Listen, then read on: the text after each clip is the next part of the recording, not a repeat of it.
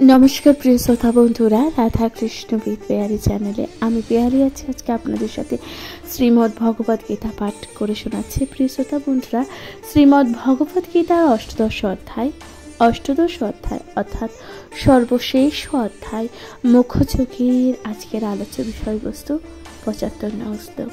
प्रिय श्रोता बंधुरा এই 75 नং श्लोके भगवान श्रीकृष्ण की बोलছেন आसुन তার যথাযথ ব্যাখ্যা করা যাক। শুনতে থাকবেন শ্রীমদ্ ভগবদ গীতা পাঠ। ভগবান শ্রীকৃষ্ণ বলছেন যে ব্যাস প্রসাদ ছুত বাণী তদ গুহ মহং পরম যোগং যোগীশ্বরাত কৃষ্ণাত সাক্ষাৎ কথয়ত স্বয়ং। এই যে ভগবান বললেন 75 নং শ্লোকে, প্রিয় শ্রোতা বন্ধুরা এর অনুবাদে ভগবান কি বলছেন? অনুবাদে ভগবান বলছেন যে ব্যাসদেবের কৃপায় আমি এই পরম গোপনীয় যোগ ও সাক্ষাৎ বর্ণনাকারী স্বয়ং যোগেশ্বর শ্রীকৃষ্ণের কাছ থেকে শ্রবণ করেছি। এই কথা স্বয়ং শ্রীকৃষ্ণের কাছ থেকে শ্রবণ করছেন ভগবান। তাৎপর্য কি বলছেন? তাৎপর্য ভগবান বলছেন যে ব্যাসদেব ছিলেন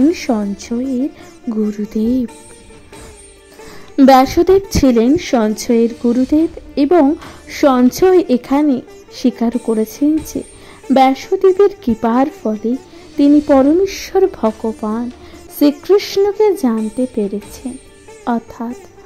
অর্থাৎ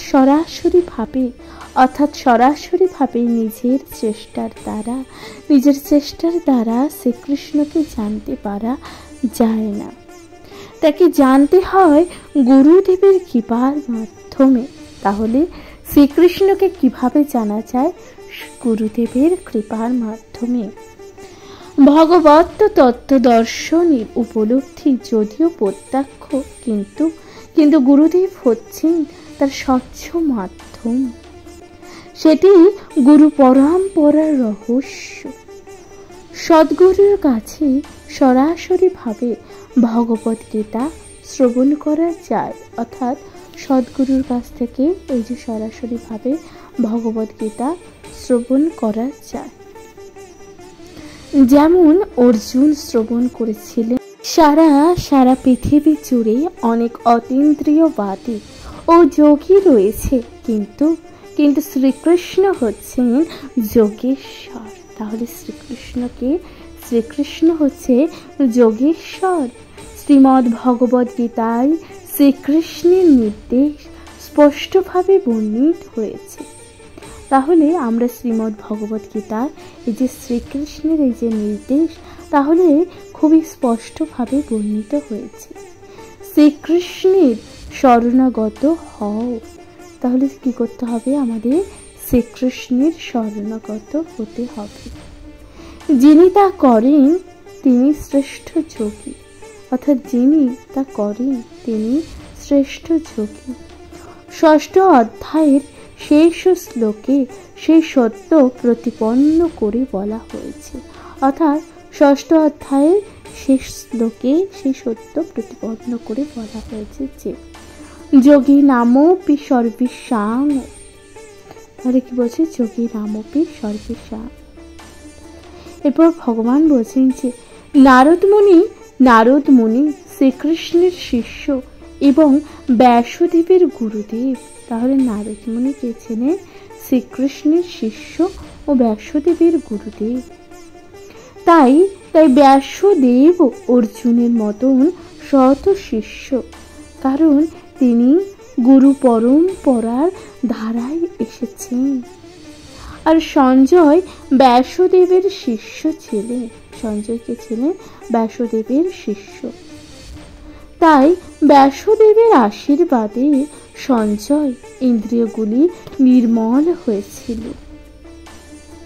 এবং তিনি সরাসরিভাবে শ্রীকৃষ্ণকে দর্শন করতে এবং তার কথা শ্রবণ করতে পেরেছিলেন। যিনি সরাসরিভাবে শ্রীকৃষ্ণের বাণী শ্রবণ করতে পারেন তিনি এই রহস্যবৃত্ত জ্ঞান উপলব্ধি করতে পারেন। কেউ যদি গুরু শিষ্য পরম্পরায় ভগবত জ্ঞান প্রাপ্ত না হন, তাহলে তিনি শ্রীকৃষ্ণকে শ্রবণ করতে পারেন না। অর্থাৎ কি বলছেন, কেউ যদি গুরু পরম্পরায় এই যে ভগবত জ্ঞান প্রাপ্ত না হন, তাহলে তিনি শ্রীকৃষ্ণকে শ্রবণ করতে পারবেন না, এই কথা বলা হয়েছে। তাই তার জ্ঞান সর্বদাই অসম্পূর্ণ, অন্তত ভগবত গীতা উপলব্ধির ক্ষেত্রে। কি বলছে, তাই তার জ্ঞান যে সর্বদাই অসম্পূর্ণ, এটা ভগবত গীতার উপলব্ধির জন্য। ভগবত গীতার কর্মযোগের, জ্ঞান যোগ ও ভক্তি যোগে সমস্ত যোগের পন্থা বিশ্লেষণ করা হয়েছে। তাহলে ভগবত গীতায় এই যে আমরা কর্মযোগ, জ্ঞান যোগ ও ভক্তি যোগ, সমস্ত যোগের এই যে বিশ্লেষণ করা হয়েছে। শ্রীকৃষ্ণ এই সমস্ত যোগের ঈশ্বর, শ্রীকৃষ্ণ এই সমস্ত যোগের ঈশ্বর। আমাদের বুঝতে হবে যে অর্জুন তার অসীম সৌভাগ্যের ফলে সরাসরিভাবে শ্রীকৃষ্ণকে জানতে পেরেছিলেন। তাহলে আমাদের এটা বুঝতে হবে যে অর্জুন তার এই যে অসীম সৌভাগ্যের ফলে সরাসরিভাবে শ্রীকৃষ্ণকে জানতে পেরেছিলেন। তেমনি ব্যাসদেবের আশীর্বাদে সঞ্জয়ও শ্রীকৃষ্ণের কাছ থেকে সরাসরিভাবে শ্রবণ করতে পেরেছিলেন। প্রকৃতপক্ষে শ্রীকৃষ্ণের কাছ থেকে এই যে সরাসরিভাবে শ্রবণ করা এবং ব্যাসদেবের মতন সৎ গুরুর মাধ্যমে শ্রীকৃষ্ণের বাণী শ্রবণ করার মধ্যে কোনো পার্থক্যই নেই। শ্রী গুরুদেবের ব্যাসদেবের প্রতিনিধি, তাহলে শ্রী গুরুদেব ব্যাসদেবের প্রতিনিধি। তাই এই যে বৈদিক প্রথা অনুসারে শ্রী গুরুদেবের আবির্ভাব তিথিতে তার শিষ্যরা ব্যাসদেবের অনুষ্ঠান করেন। তাহলে ব্যাসদেবের অনুষ্ঠান করেন কখন? শ্রী গুরুদেবের যখন এই যে আবির্ভাব তিথিতে তার শিষ্যরা অর্থাৎ ব্যাস পূজার অনুষ্ঠান করেন। প্রিয় শ্রোতা বন্ধুরা, তাহলে এখানে সমাপ্ত হচ্ছে শ্রীমদ্ ভগবত গীতা। শ্রীমদ্ ভগবত গীতার ৭৫ নং শ্লোক। আশা করছি তা আপনাদের ভালো লাগছে। এর পরবর্তী শ্লোক অর্থাৎ ৭৬ নং শ্লোকে ভগবান শ্রীকৃষ্ণ কি বলছেন, আসুন তার যথাযথ ব্যাখ্যা করা যাক। শুনতে থাকবেন শ্রীমদ্ ভগবত গীতা পাঠ।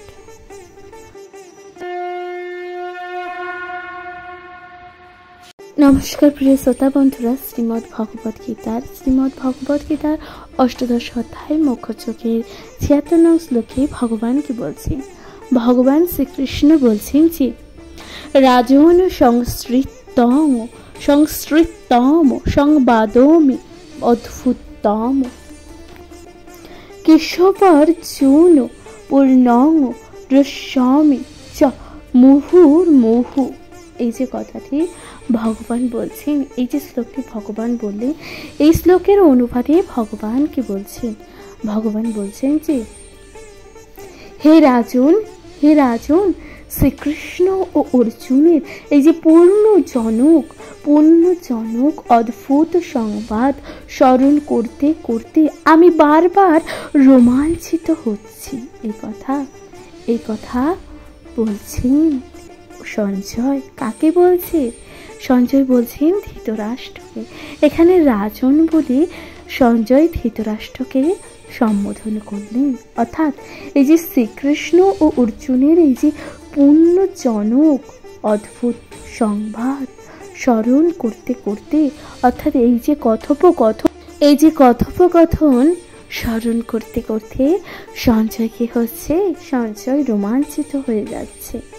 তাৎপর্যে কি বলা হচ্ছে? তাৎপর্যে বলছেন যে ভগবদ্গীতার উপলব্ধি এতই দিব্য যে, অর্থাৎ ভগবদ্গীতার উপলব্ধি এতই দিব্য যে কেউ যখন শ্রীকৃষ্ণ ও অর্জুন সম্বন্ধে অবগত হন তখনই তিনি পবিত্র হন এবং তাদের কথা তিনি ভুলতে পারেন না।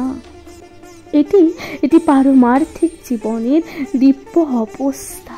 তাহলে এই যে কথা ভুলতে না পারাটাই, এটাই ভগবান বলছেন, এটাই হচ্ছে এই যে পারমার্থিক জীবনের দিব্য অবস্থা। পক্ষান্তরে বলা যায় যে কেউ যখন নির্ভুল উৎস স্বরূপ শ্রীকৃষ্ণের কাছে থেকে গীতা শ্রবণ করেন, তখনই তিনি পূর্ণ কৃষ্ণ ভাবনামৃত প্রাপ্ত হন। কৃষ্ণ ভাবনামৃতের ফল এই যে উত্তরোত্তর তার প্রভাবে দিব্যজ্ঞান প্রকাশিত হতে থাকে এবং পুলকিত চিত্তে জীবন উপভোগ করা যায়। তা কেবল ক্ষণিকের জন্য নয়, প্রতি মুহূর্তেই সেই দিব্য আনন্দ অনুভূতি হয়। তাহলে এই যে ভগবান বলছেন তা কেবল ক্ষণিকের জন্য নয়, প্রতি মুহূর্তের জন্য এই যে সেই দিব্য অনুভূতি আনন্দ প্রাপ্ত হয়, এই কথা ভগবান বলছেন। প্রিয় শ্রোতা বন্ধুরা, তাহলে এখানে সমাপ্ত হচ্ছে শ্রীমদ্ ভগবদ্গীতার ৭৬ নং শ্লোক। আশা করছি তা আপনাদের ভালো লাগছে। এর পরবর্তী শ্লোক অর্থাৎ ৭৭ নং শ্লোকে ভগবান শ্রীকৃষ্ণ কি বলছেন, আসুন তার যথাযথ ব্যাখ্যা করা যাক। শুনতে থাকবেন শ্রীমদ্ ভগবদ্গীতা পাঠ।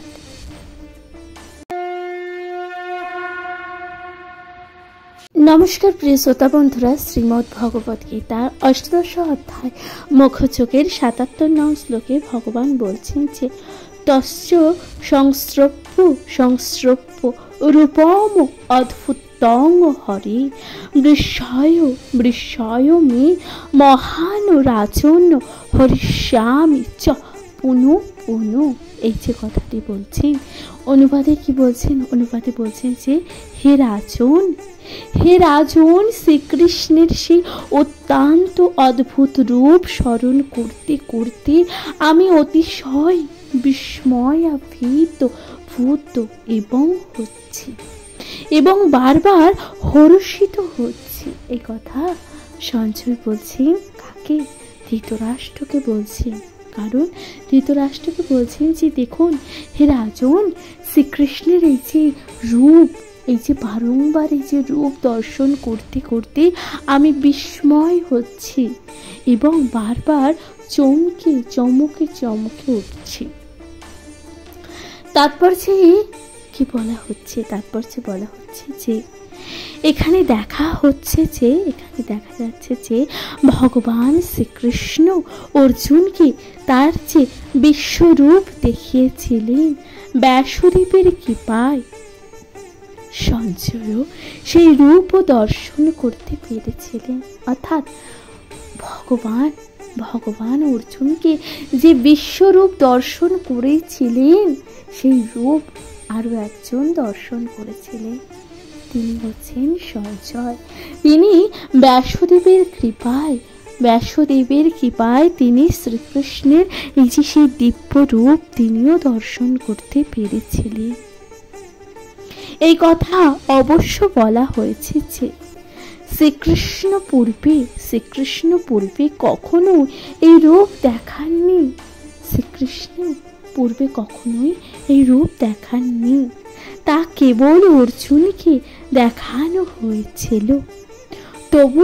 তবু শ্রীকৃষ্ণ যখন অর্জুনকে তার এই যে বিশ্বরূপ দেখিয়েছিলেন, তখন কতিপয় মহান ভক্ত তা দেখতে পেয়েছিলেন এবং তার মধ্যে ব্যাসদেবও ছিলেন, তাদের মধ্যে অন্যতম।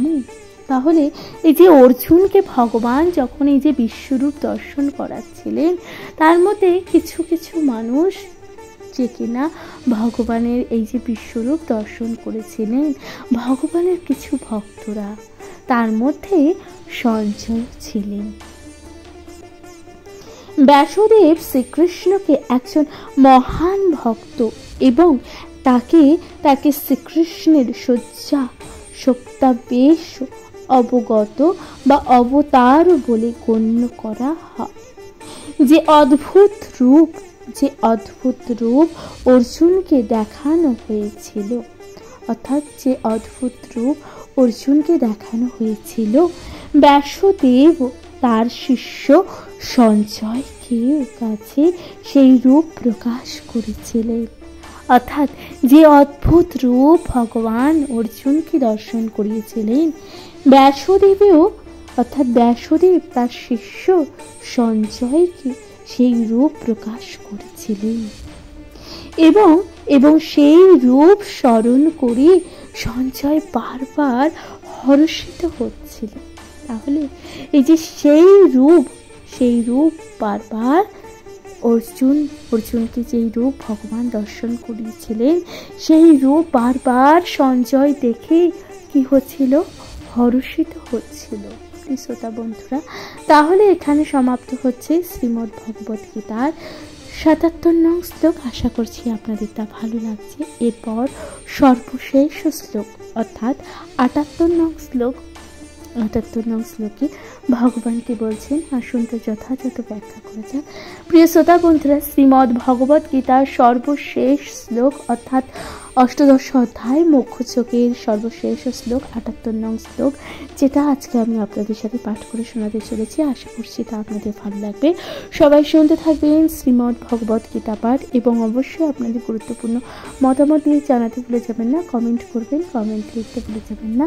জয় শ্রী রাধা কৃষ্ণ। শুনতে থাকুন শ্রীমদ্ ভগবত গীতা পাঠ।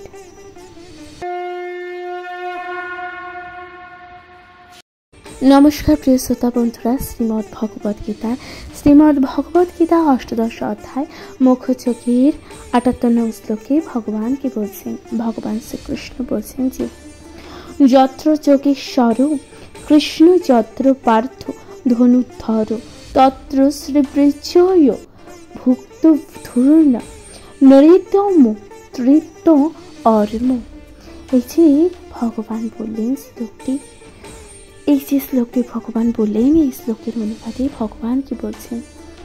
অনুবাদে ভগবান বলছেন যে যেখানে যোগেশ্বর শ্রীকৃষ্ণ এবং যেখানে ধনুর্ধর পার্থ, সেখানে নিশ্চিতভাবে ঐশ্বর্য, বিজয়, অসাধারণ শক্তি ও নীতি বর্তমান থাকে। প্রিয় শ্রোতা বন্ধুরা, তাহলে এখানে আমার বলতে এখানে কে বলছেন?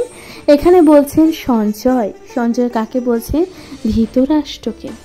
তাৎপর্যে কি বলা হয়েছে? তাৎপর্যে বলছেন যে ধৃতরাষ্ট্রের এই যে প্রশ্নের মাধ্যমে ভগবত গীতা শুরু হয়। তাহলে ভগবত গীতার প্রথমেই আমরা শুনতে পাই ধৃতরাষ্ট্রের সেই যে প্রশ্ন করা, ধৃতরাষ্ট্রের প্রশ্নের মাধ্যমে শুরু হয় ভগবত গীতা। তিনি ভীষ্ম, দ্রোণ ও কর্ণ আদি মহারথীদের সাহায্য প্রাপ্ত হয়ে তার সন্তানদের বিজয় আশা করেছিলেন। সুতরাং ধৃতরাষ্ট্র তার সন্তানদের আশা প্রার্থনা করেছিলেন এবং কাদের সাহায্য নিয়ে? ভীষ্ম, দ্রোণ ও কর্ণ আদি মহারথীদের সাহায্য নিয়ে তার সন্তানদের যাতে সে বিজয় আশা করেছিলেন। তিনি আশা করেছিলেন যে বিজয়লক্ষ্মী তার পাশে থাকবেন। কিন্তু যুদ্ধক্ষেত্রের বর্ণনা করার পরে মহারাজ ধৃতরাষ্ট্রকে সঞ্জয় বললেন, এই যে যুদ্ধক্ষেত্রের যে বর্ণনা প্রসঙ্গে মহারাজকে ধৃতরাষ্ট্রকে সে সঞ্জয় বললেন, কি বললেন দেখুন, আপনি বিজয়ের কথা ভাবছেন, কিন্তু আমার ধারণা সৌভাগ্য লক্ষ্মী সেখানেই থাকবেন যেখানে শ্রীকৃষ্ণ অর্জুন রয়েছেন। তাহলে সৌভাগ্য লক্ষ্মী কোনখানে থাকবে? যেখানে শ্রীকৃষ্ণ ও অর্জুন রয়েছেন, তাই না? কারণ লক্ষ্মী তো অর্জুন এবং শ্রীকৃষ্ণের পাশেই থাকবেন। তিনি সরাসরিভাবে প্রতিপন্ন করেছেন যে ধৃতরাষ্ট্র তার পক্ষের বিজয় আশা করতে পারেন না। তাহলে তিনি সরাসরিভাবে এটা প্রতিপন্ন করে বলেছেন যে ধৃতরাষ্ট্র যে তার পক্ষের যে বিজয় আশা করতে পারেন না। অর্জুনের পক্ষে বিজয় অবশ্যম্ভাবী ছিল। অর্জুনের পক্ষে এই যে যুদ্ধে জয়লাভ হওয়াটা একদমই নিশ্চিত ছিলেন। কারণ শ্রীকৃষ্ণ ছিলেন তার সঙ্গে। কারণ একটাই, শ্রীকৃষ্ণ অর্থাৎ বাসুদেব শ্রীকৃষ্ণ ছিলেন অর্জুনের সঙ্গে। অর্জুনের সারথীর ও পদ বরণ করা ও শ্রীকৃষ্ণের আরেকটি ঐশ্বর্যের প্রকাশ। শ্রীকৃষ্ণের এই যে সরেস্ব রূপ পূর্ণ এবং বৈরাগ্য তাদের একটি প্রকাশ। এই প্রকার যে বৈরাগ্যের বহু নিদর্শন রয়েছে, অর্থাৎ ভগবান বলছেন যে এই যে প্রকার বৈরাগ্যের বহু নিদর্শন রয়েছে। কেননা শ্রীকৃষ্ণ বৈরাগ্যের ঈশ্বর। প্রকৃতপক্ষে যুদ্ধ হচ্ছিল দুর্যোধন ও যুধিষ্ঠিরের মধ্যে। তাহলে প্রকৃতপক্ষে এই যে যুদ্ধ কার সাথে হচ্ছিল? দুর্যোধন ও যুধিষ্ঠিরের মধ্যে। অর্জুন তার জ্যেষ্ঠ ভ্রাতা যুধিষ্ঠিরের পক্ষে যুদ্ধ করেছিলেন। তাহলে অর্জুন তার জ্যেষ্ঠ ভ্রাতা যুধিষ্ঠিরের পক্ষে যুদ্ধ করছিলেন। যেহেতু শ্রীকৃষ্ণ ও অর্জুন যুধিষ্ঠিরের পক্ষে ছিলেন, তাই যুধিষ্ঠিরের বিজয় ছিলেন, অর্থাৎ যুধিষ্ঠির এই যে যুদ্ধে জয়লাভ করবে এটা কিন্তু একদম নিশ্চিত, অর্থাৎ অনিবার্য ছিলেন। কে পৃথিবীকে শাসন করবে তা স্থির করবার জন্য যুদ্ধ হচ্ছিল। এবং সঞ্জয় ভবিষ্যৎবাণী করেছিলেন যে যুধিষ্ঠিরের দিকে ক্ষমতা স্থানান্তরিত হবে। এই কথা অর্থাৎ সঞ্জয় পূর্বেই এই ভবিষ্যৎবাণী করেছিলেন যে যুধিষ্ঠিরের কাছে অর্থাৎ যুধিষ্ঠিরের হাতে ক্ষমতা স্থানান্তরিত হবে। ভবিষ্যৎবাণী করে আরো বলা হলো যে যুদ্ধক্ষেত্রের পরে যুধিষ্ঠির তার উত্তরোত্তর সমৃদ্ধি লাভ করবেন। কারণ তিনি ছিলেন ধার্মিক ও পূর্ণবান ছিলেন না, তিনি ছিলেন অত্যন্ত কঠোর নীতিবাদও। সুতরাং যুধিষ্ঠির কেমন ছিলেন? যুধিষ্ঠির ছিলেন অত্যন্ত ধার্মিক ও কঠোর নিষ্ঠাবান ও অত্যন্ত পূর্ণবান ছিলেন। তার সারা জীবনে তিনি একটিও মিথ্যা কথা বলেননি। অর্থাৎ যুধিষ্ঠির তিনি সারা জীবনেও একটি মিথ্যা কথাও বলেননি। অল্প বুদ্ধি সম্পূর্ণ অনেক মানুষ ভগবত গীতার এই যে যুদ্ধক্ষেত্রে দুই বন্ধুর কথোপকথন বলে মনে করে, কিন্তু সেই ধরনের কোনো গ্রন্থে শাস্ত্র বলে গণ্য করা হতে পারে না। অর্থাৎ এই যে অর্জুন ও শ্রীকৃষ্ণের যে কথোপকথন, কিছু মানুষ আছে যা এটা মনে করে থাকে যে এটা দুই বন্ধুর মধ্যে কথোপকথন, কিন্তু এমন সব কথা যা শাস্ত্রে বলা হয়নি। কেউ এটা প্রতিবাদ করতে পারে যে শ্রীকৃষ্ণ অর্জুনকে যুদ্ধ করতে উত্তেজিত করেছিলেন, যা নীতি বিরুদ্ধ। কিন্তু এখানে প্রকৃত অবস্থাটি স্পষ্টভাবে বর্ণনা করা হয়েছে। তাহলে এখানে এই যে প্রকৃত অবস্থাটি স্পষ্টভাবে বর্ণনা করা হয়েছে।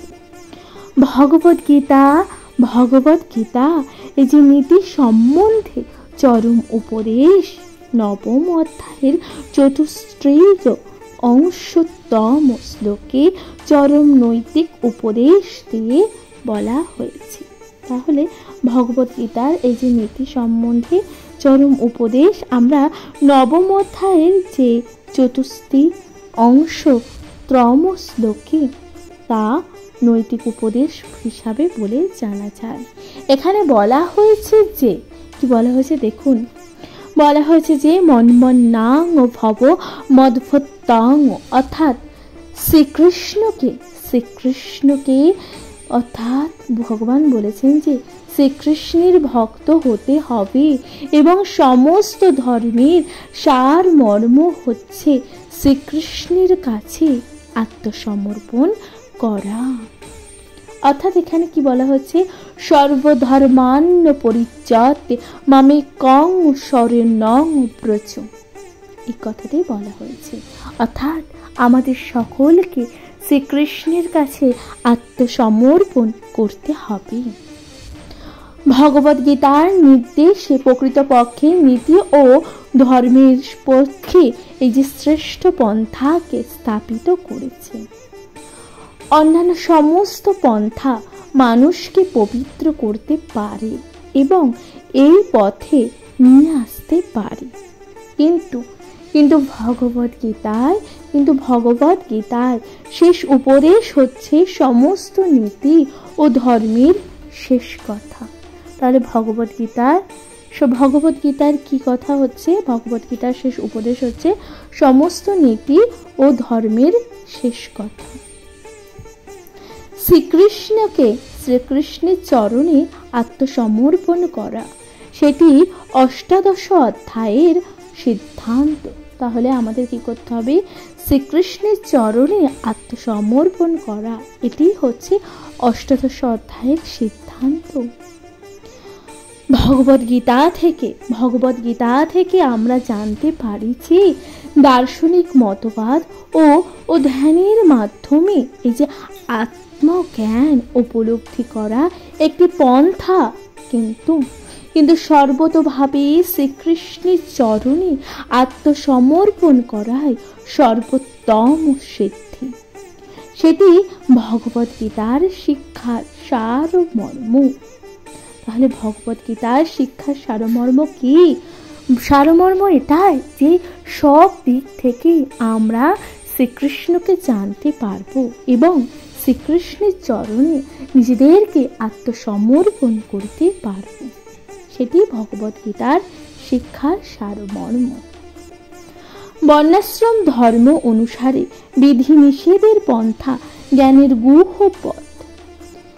যদিও ধর্মের আচার অনুষ্ঠান গুহ, কিন্তু ধ্যান ও জ্ঞানের অনুশীলন গুহতম। আর কৃষ্ণ ভাবনাময় হয়ে ভক্তিযোগে শ্রীকৃষ্ণের চরণে আত্মসমর্পণ করাই হচ্ছে গুহতম নির্দেশ।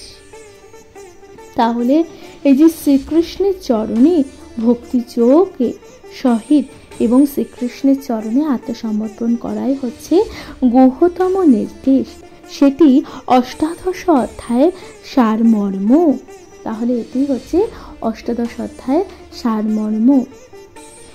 ভগবত গীতায় আরো একটি বৈশিষ্ট্য, এই যে ভগবত গীতায় আরো একটি বৈশিষ্ট্য আছে, এটা হচ্ছে পরমেশ্বর ভগবান শ্রীকৃষ্ণই পরম তত্ত্ব। তাহলে পরমেশ্বর ভগবান শ্রীকৃষ্ণই পরম তত্ত্ব। এই পরম তত্ত্ব 3 ভাগে উপলব্ধি হন, যেটাকে কি বলছেন? নির্বিশেষ ব্রহ্ম, সর্বভূতে বিরাজমান পরমাত্মা এবং পরমেশ্বর ভগবান শ্রীকৃষ্ণ। পরম তত্ত্বের পূর্ণ জ্ঞান ও শ্রীকৃষ্ণ সম্বন্ধীয় জ্ঞান। এই যে ভগবান বলছেন, কেউ যদি শ্রীকৃষ্ণকে জানতে পারেন, অর্থাৎ কেউ যদি শ্রীকৃষ্ণকে জানতে পারেন, তাহলে জ্ঞানের সমস্ত বিভাগে সেই উপলব্ধির অংশ বিশেষ। শ্রীকৃষ্ণ অপ্রাকৃতিক, কারণ তিনি সর্বদাই তার নিত্য অন্তরঙ্গা শক্তিতে অধিষ্ঠিত। জীবসমূহ তার শক্তির প্রকাশ এবং তারা দুভাবে বিভক্ত। জীবসমূহ তারা শক্তির প্রকাশ, অর্থাৎ তারা দুটি ভাগে বিভক্ত। এই দুটি ভাগ কি কি? নিত্যবদ্ধ ও নিত্য মুক্ত। তাহলে এই যে জীব সমূহ, এই যে শক্তির প্রকাশ, তাহলে এই শক্তির প্রকাশকে দুটি ভাগে ভাগ করা হয়েছে। তাহলে তাকে কি? নিত্যবদ্ধ ও নিত্যমুক্ত। এই সমস্ত জীব অনন্ত এবং তার শ্রীকৃষ্ণের অংশ বিশেষ, অর্থাৎ এই সমস্ত জীব অনন্ত এবং তারা প্রত্যেকেই শ্রীকৃষ্ণের অংশ বিশেষ। জড় প্রকৃতির 24টি তত্ত্বে প্রকাশিত সৃষ্টি অনন্তকালের দ্বারা প্রভাবিত হয় এবং বহিরঙ্গা শক্তির দ্বারা তার প্রকাশ ও লয় হয়। বিশ্ব ব্রহ্মাণ্ডে এই প্রকাশ বারবার দৃশ্য ও অদৃশ্য হয়। তাহলে এই যে বিশ্ব ব্রহ্মাণ্ডে এই প্রকাশ বারবার দৃশ্য হয় এবং অদৃশ্য হয়। ভগবদ্গীতায় 5টি মুখ্য বিষয় সম্বন্ধে আলোচনা করা হয়েছে। তাহলে আমরা ভগবদ্গীতায় 5টি মুখ্য বিষয় সম্বন্ধে আলোচনা করতে পাই। তার হলো কি কি? পরমেশ্বর ভগবান, জড় প্রকৃতি ও জীব, নিত্যকাল ও কর্ম। এই যে 5টি মুখ্য বিষয় নিয়ে আলোচনা করা হয়েছে ভগবদ গীতায়। এই সবই পরমেশ্বর ভগবান শ্রীকৃষ্ণের ওপর নির্ভরশীল। তাই ভগবান বলছেন যে এই সমস্ত কিছুই নির্ভর করে পরমেশ্বর শ্রীকৃষ্ণের ওপর নির্ভরশীল।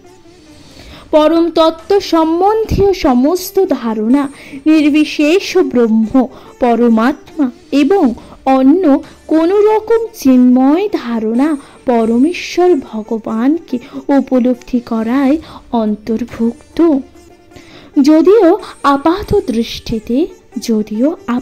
দৃষ্টিতে পরমেশ্বর ভগবান জীব, জড় প্রকৃতি ও কাল ভিন্ন বলে প্রভাবিত হয়, কিন্তু কোনো কিছুই পরমেশ্বর ভগবানের থেকে ভিন্ন নয়। তাহলে কি বলছেন এখানে? ভগবান বলছেন যে অর্থাৎ আপাত দৃষ্টিতে সমস্ত কিছু পরমেশ্বর ভগবানের থেকে ভিন্ন বলে মনে হতে পারে, কিন্তু আদতেও সমস্ত কিছুই পরমেশ্বরের সাথে একত্রিত, অর্থাৎ পরমেশ্বর ভিন্ন কোনো কিছুই নেই। এরপর ভগবান বলছেন যে কিন্তু পরমেশ্বর ভগবান সর্বদাই সব কিছু থেকে স্বতন্ত্র। শ্রীকৃষ্ণ বলেছেন যে শ্রী চৈতন্য মহাপ্রভু দর্শন হচ্ছে অচৈতন্য ভেদাভেদ তত্ত্ব। এই দর্শন পরম তত্ত্ব সম্বন্ধে পূর্ণ জ্ঞান সম্বন্ধীয়। এই যে জড় স্বরূপে চিন্ময় শুদ্ধ আত্মা, সে পরমাত্মার এই যে অনুসদৃশ অংশ বিশেষ। তাহলে সে পরমাত্মার অনুসদৃশ অংশ বিশেষ। তাই এখানে ভগবান শ্রীকৃষ্ণের সূর্যের সঙ্গে এবং জীব সমূহ সূর্য কিরণের সঙ্গে তুলনা করা যেতে পারে। তাহলে এখানে শ্রীকৃষ্ণকে সেই সূর্যের সঙ্গে এবং আমরা অর্থাৎ এই যে জীব জগৎকে সেই সূর্যের কিরণের সঙ্গে তুলনা করা যেতে পারে। যেহেতু বদ্ধ জীব ভগবানের ততষ্টা শক্তি, তাই তাদের অপরা প্রকৃতি অথবা পরা প্রকৃতি উভয় সংস্পর্শে থাকার প্রবণতা রয়েছে। পক্ষান্তরে অন্যভাবে বলা যায় যে জীব ভগবানের দুটি শক্তির বা দুই শক্তির মধ্যে অবস্থিত, এবং যেহেতু জীব ভগবানের এই যে পরা প্রকৃতি জাত, তাই তার ক্ষুদ্র স্বাতন্ত্র্য রয়েছে। এই স্বাতন্ত্র্যের সদ্ব্যবহারের ফলে সে সরাসরিভাবে শ্রীকৃষ্ণের পরিচালনাধীন হতে পারে।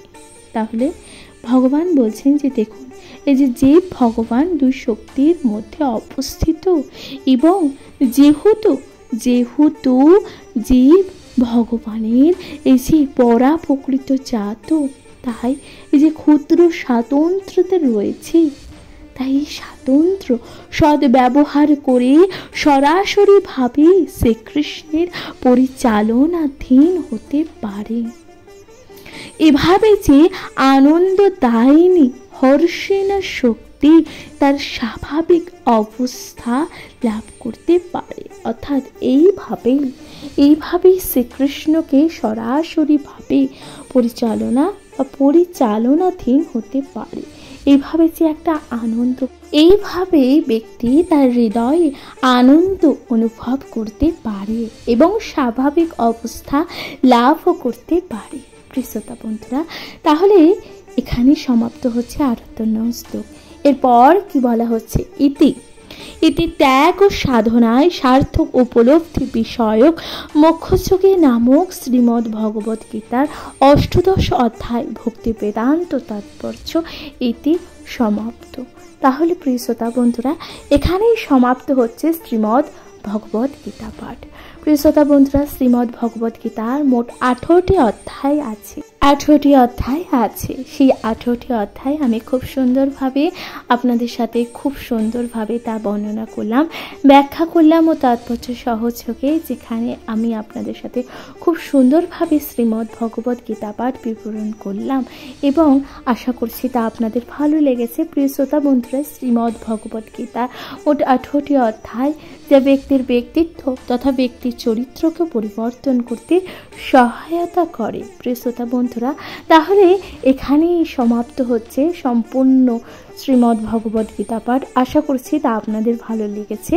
শ্রীমদ্ ভগবত গীতা পাঠ পুরো পর্ব, অর্থাৎ পুরো ৮দশ অধ্যায় তথা এই 18টি অধ্যায় আপনাদের কেমন লেগেছে, শ্রীমদ্ ভগবত গীতার এই পুরো 18টি অধ্যায় আপনাদের কেমন লাগছে বা আপনাদের কেমন লাগছে, সেটা অবশ্যই আপনাদের গুরুত্বপূর্ণ মতামত দিয়ে জানাতে ভুলে যাবেন না। প্রিয় শ্রোতা বন্ধুরা, নিজেদের কাছের মানুষ, নিজেদের প্রিয়জন, পরিবার সকলের সাথে অবশ্যই শ্রীমদ্ ভগবত গীতা ভাগ করে নিতে ভুলে যাবেন না।